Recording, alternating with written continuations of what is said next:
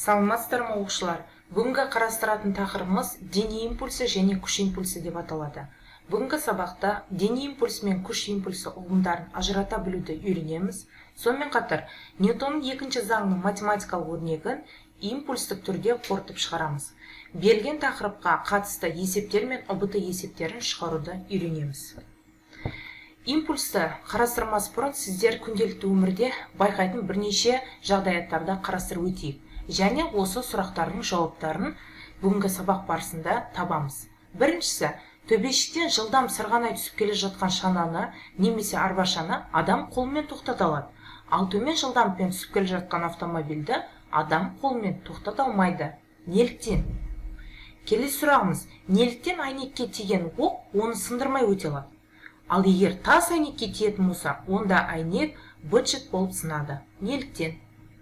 Неліктен үлкен жылдамдықпен жерге қарай секірген адамның жарақат алу қаупі көбірек? Бұдан басқа көптеген мысалдар келтіруге болады. Мысалы, теннис добы адамға тиген кезінде ол әлдеқайда ауыруын сезінбейді. Ал егер де футбол добы тиетін болса, онда адам белгілі бір жарақат алуы да мүмкін екен. Міне осы сұрақтардың барлығын бүгінгі сабақта біз жауабын табамыз. Сонымен импульс дегеніміз не деген сұраққа жауап берейік. Бұл грек тілінен импульсіз соққы немесе қозғалыс мөлшері деген мағынаны білдіреді. Біз импульсті екі топқа бөліп қарастырамыз. Біріншісі дене импульсы. Бұл дененің массасы мен оның қозғалыс жылдамдығын көбейтіндісіне тең физикалық шама. Ал енді осының математикалық өрнегін жазып көрейік. Демек, импульс бізде P әрпімен белгіленеді және векторлық шама. Қайдан білдім? Себеп қараңыздар, масса дегеніміз бізде скаляр шама, ал қозғалыс жылдамдығымыз, естеріңізде болса, ол векторлық шама. Ал скаляр шама мен векторлық шаманы өзара көбейткен жағдайда бізде векторлық шама алатын едік. Дене импульсы P, өлшем бірлігі халықаралық бірліктер жүйесінде, яғни килограмм көбейтілген метр секунд. Енді формуласына тоқталайық. Жалпы анықтамаға сәйкес формуласы P тең M көбейтілген V. Дәл өзі айтып тұр. Дененің массасы мен оның қозғалыс жылдамдығын көбейтіндісіне тең физикалық шама. Бұл формуланы бірдейік. Ал күш импульсы деп, күш пен уақыттың көбейтіндісіне тең физикалық шаманы айтады.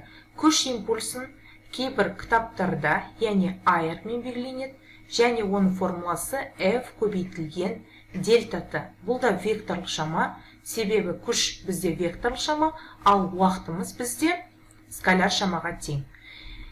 Өлшем бірлігі, яғни I өлшем бірлігі біздің жағдайда ол тең болады Ньютон көбейтілген секунд.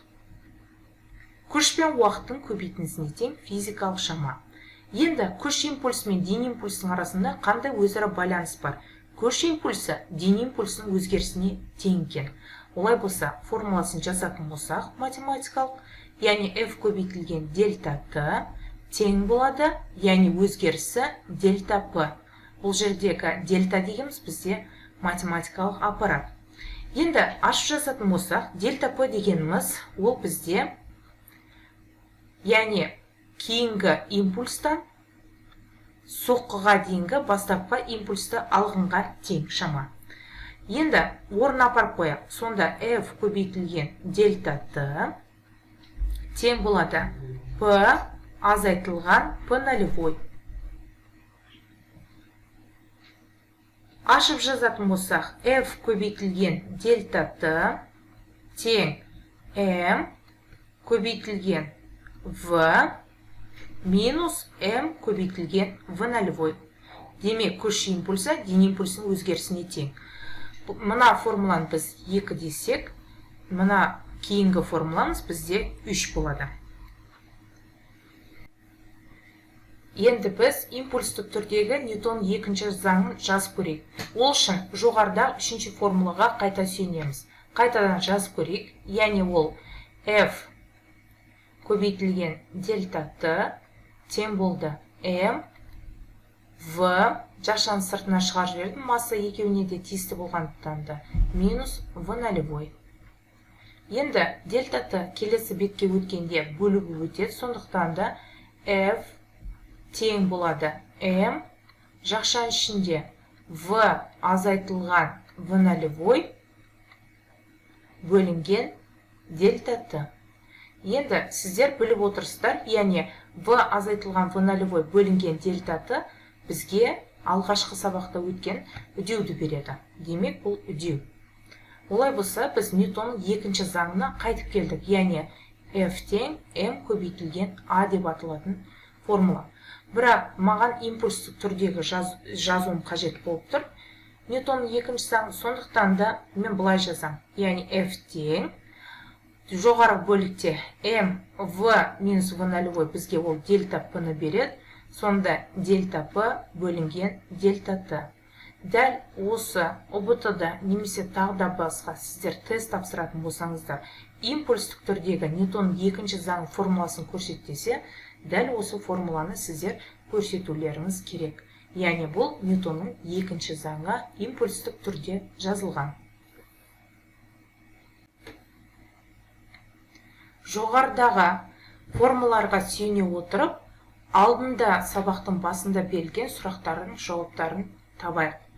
Дене импульсінің бірде шамаға өзгеруі қысқа мерзімде әсер ететін көп күштің немесе ұзақ уақыт бойы әсер ететін аз күштің нәтижесі болуы мүмкін дейді. Яғни бірде шамаға өзгеру деген қайтадан формуланы жазып қоя салайын. Яғни F көбейтілген дельта т тең бұл бізде дельта p. Яғни қарап отырсаңыздар, импульстің өзгеруі не күштің көп болу қажет, немесе уақытымыз көп болу қажет екен. Олай болса, осы берілген формулаларға сүйене отырып, сұрақтардың жауабын табайық. Біріншісі, оқтың әйнекті сындырмай өту себебі. Әйнекпен әсерлесу, өйткені уақыт аз болады. Яғни оқтың әйнекке түсіретін қысымының нәтижесінде пайда болатын деформация алыс қашыққа таралып үлгермейді. Ал таста керісінше үлкен. Яғни тас әйнекке тиген кезінде оның әсерлесу уақыты ұзақ болғандықтан да деформация алыс қашыққа таралып үлгереді. Сондықтан да бізде әйнегіміз сынады.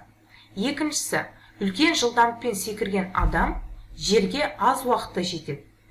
Демек те импульс нөлге дейін аз уақытта азаятындықтан аяқтың сүйектеріне, бұлшық еттеріне үлкен зақым келуі мүмкін. Оны сіздерге видео арқылы да көрсетуіме болады.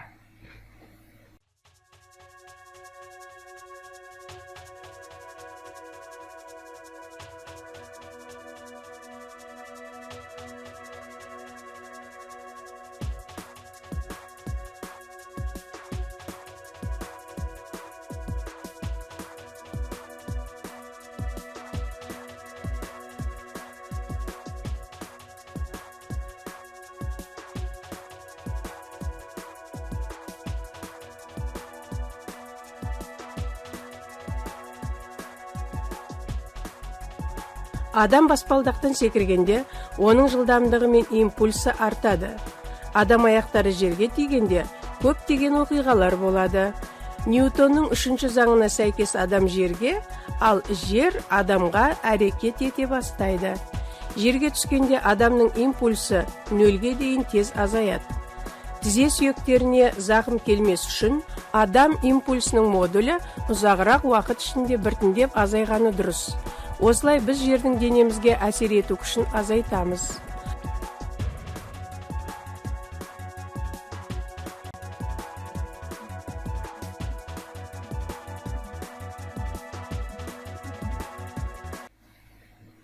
Ал енді біз соқтығыстарға тоқталайық. Негізінен соқтығыстың екі түрі бар. Біріншісі абсолют серпімді, екіншісі абсолют серпімсіз деп аталады. Абсолют серпімді деген соқтығыс кезінде дене, мысалы, соқтығысқаннан кейін өзінің бастапқы жылдамдығын жоғалтпайды, немесе жоғалтса да аз бөлігін жоғалтып, қайта қозғалысқа келеді. Міне мұндай соқтығысты біз абсолют серпімді соқтығыс дейді. Мысалы, қандай мысалдар келтіріп жазаламыз, және осыған сәйкес формуланы жазайық. Мысалы дейік, қандайды бір теннис добын біз белгілі бір жылдамдықпен, яғни v жылдамдықпен лақтырайық дейік. Бұның массасы m болсын дейік. вертикаль қабырға келіп тиді.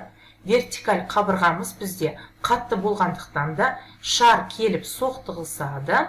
Соқтығысқаннан кейін дәл сол жылдамдықпен кері бағытта ұшып кетеді. Міне мұндай соқтығысты біз абсолют серпімді соқтығыс деп атаймыз. Қарама-қарсы бағытта. Енді осы үшін импульстің өзгерісін қалай жазамыз? Импульстің өзгерісінің формуласы дельта P тең m көбейтілген v минус m көбейтілген v нолевой еді. Есеп шығару барысында векторды жазбасаңыздар болады. Енді осы жерден формуланы апарып қояйық. Яғни дельта P тең болады m көбейтілген v, бұл соқтығысқаннан кейінгі импульс, және минус бізде көріп тұр. Қарап отырсаңыздар, шар дәл сондай жылдамдықпен, бірақ кері бағытта ұшып өтті. Демек те бағытын ескеретін болсақ, минус m көбейтілген v. Енді минус пен минус плюс болып кетеді, сондықтан да 2 көбейтілген m көбейтілген v-ға тең болады. Демек те абсолют серпімді соқтығыс кезінде импульстің өзгерісі 2m көбейтілген v-ға тең болды. Бұл формуланы жатқа білуіміз қажет. Екінші жағдай. Абсолют серпімді соқтығыс, бірақ бізде белгілі бір бұрыш болсын дейік. Мысалы қараңыздар, вертикаль қабырға келеді. Мына бұрышпен, яғни бұрышымыз альфа бұрыш болсын дейік. Яғни ұшып келді шарымыз. Енді біз 8-ші сыныпта өткеннен дене қандай бұрышпен түсетін болса, сондай бұрышпен шағылады. Яғни су бұрышы мен шағылу бұрышы бір-біріне тең болсын. Бұл бізде бетта. Сонда альфа мен бетта бір-біріне тең болғандықтан да альфа түрінде жазсақ болады. Сонда формуламыз қалай жазылады екен? Бұл жерде импульстың x өсіндегі проекциясын аламыз. Бұл жерде іргелес жатқан катет болғандықтан да мына формуламыз жай ғана жоғарыда формула өзгереді. 2 көбейтілген m көбейтілген v көбейтілген косинус альфаға ие болады. Мына формуламыз бір тик, келесі формуламыз бұрыш болған жағдайда, яғни абсолют серпімді соқтығыс кезінде, яғни 2mv косинус альфа деген формулаға ие болады. Енді абсолют серпімсіз соқтығысты қарайық.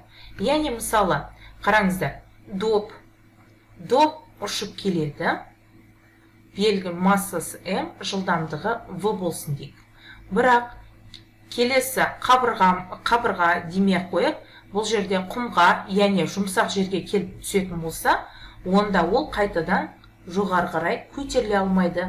Себебі жұмсақ жерге келіп түседі. Барлық, яғни өзінің энергиясын, яғни мына құмға беріп қойды. Немесе жұмсақ жерге. Олай болса, бұндай жағдайда абсолют серпімсіз соқтығыс кезінде формула қалай өзгереді? Дельта P тең, кейінгісі 0-ге тең болғандықтан да, қараңыздар, формула қалай өзгереді?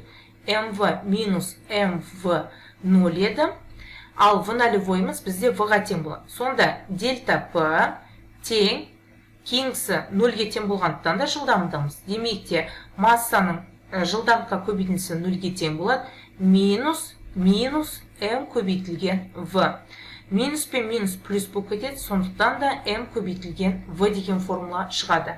Дельта P абсолют серпімсіз соқтығыс кезінде m көбейтілген v-ға тең болады. Бұл формуланы біз неше дейміз? 3. Келесі, енді өздеріңізді байқап отырсыздар, егерде абсолют серпімсіз соқтығыс болса, бұрыш болған жағдайда, онда дельта P-ның формуласы жай ғана m көбейтілген v көбейтілген косинус альфаға тең болады. Бұл формуланы біз 4 дейміз. Абсолют серпімсіз соқтығысқа тағы да мысал ретінде былай алсақ та болады. Мысалы, футболшы, яғни қақпашы, допты ұстап алды кеудесімен. Мұндай жағдайда да ол абсолют серпімсізге жатады. Себебі ол өзіне қағып алды ғой. Демек те кейінгі жылдамдығымыз қаншаға тең болып отырады екен? 0-ге тең. Міне біз бүгінгі сабақта абсолют серпімді және серпімсіз соқтығыс кезінде импульстің өзгерісінің формуласын жаздық. Бір ғана дене үшін. Осымен бүгінгі сабағымыз бізде аяқталды. Егерде сіздерге видео ұнаған болса, достарыңызбен бөлісіп, лайк басуды, каналға жазылуды ұмытпаймыз. Ал енді келесі сабағымыз есептер шығаруға арнаймыз. Қош сау болыңыздар.